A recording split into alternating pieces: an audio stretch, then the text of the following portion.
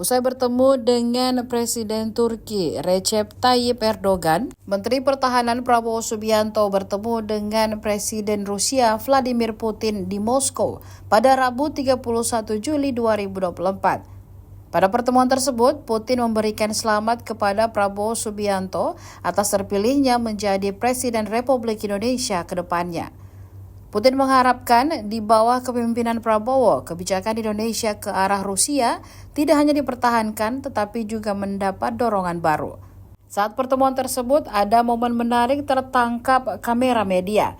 Tampak Presiden Rusia mengajari Prabowo menggunakan alat penerjemah bahasa. Prabowo terlihat kebingungan menggunakan alat tersebut.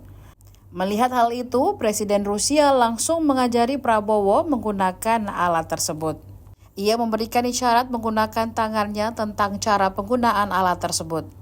Добрые отношения, и надеюсь, что все, что было задумано, запланировано, политика Индонезии на российском направлении не только сохранится, но и под вашим руководством приобретет новые импульсы. Спасибо большое.